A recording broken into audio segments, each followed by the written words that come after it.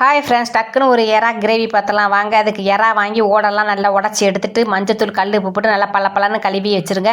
அவங்கள அந்த பக்கம் வச்சுட்டு இந்த பக்கம் ஒரு மிக்ஸி ஜாரை எடுத்து வச்சு பெரிய வெங்காயத்தை ஒரு கைப்பிடி அளவு பெரிய வெங்காயத்தை சேர்த்துங்க. அதில் இஞ்சி பூண்டு சோம்பு 4 ஐட்டத்தையும் சேர்த்து தக்காளியும் சேர்த்துக்கங்க. தண்ணி ஊற்றாதீங்க, அப்படியே அரைச்சி எடுத்துகிட்டு வந்துடுங்க. வெங்காயமும் தக்காளியுமே தண்ணி விடுவாங்க, தண்ணி விட வேண்டியதில்லை, அப்படியே அரைச்சி எடுத்து வந்துடுங்க.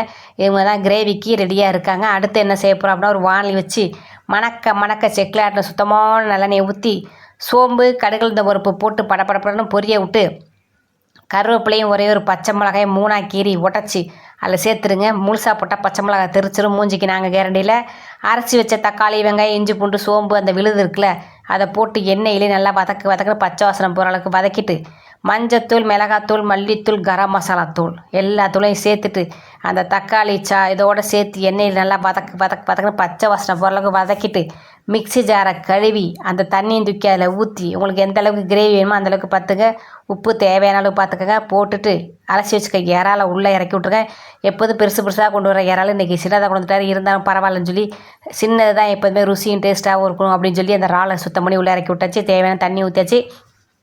இறால் 4 நிமிஷம் மிஞ்சி போனால் 5 நிமிஷத்துலேயே வெந்துருவாங்க. அதனால் ரொம்ப தண்ணி தேவையில்லை. நல்லா கிண்டி விட்டுட்டு காரம் உப்பெல்லாம் பார்த்துட்டு தட்டை போட்டு மூடி வச்சு திறந்து பார்த்தா அப்படியேப்பா செம்மையாக தான் ரெடியாக இருந்தாங்க. சுட சாத்தை போட்டு இந்த கிரேவி அப்படி முண்டு ஊற்றி சாப்பிட்டோம்னா வேறு லெவலாக இருக்குங்க. நீங்கள் சைடிஷாகவும் வச்சுக்கலாம், சாதத்துலேயும் போட்டு சாப்பிட்லாம். இந்த மாதிரி செஞ்சு நீங்கள் சாதத்தில் போட்டு சாப்பிட்டுக்கலாம், சூப்பராக இருக்கும். இட்லி தோசைக்கு வச்சு சாப்பிட்டிங்கன்னா அருமையாக இருக்கும். சப்பாத்திக்கு அதை விட அல்டிமேட்டாக இருக்கும். கண்டிப்பாக எறா வாங்கி இந்த மாதிரி ஒரு தடவை செஞ்சு நீங்கள் சாப்பிட்டு பார்த்துட்டு சொல்லுங்கள். லாஸ்ட்டாக கருவேப்பிலையை கொத்தமல்லி தழையை தூவி விட்டு அடுப்பை அமர்த்தி வச்சுருங்க. சாப்பிட்றப்ப ஓப்பன் பண்ணி சாப்பிடுங்க. ஓப்பன் பண்ணி வச்சுருந்தீங்கன்னா வாசனைலாம் வெளியில் போயிடும், பக்கத்துலேருந்து வாசனையை பிடிச்சி போயிடுவாங்க.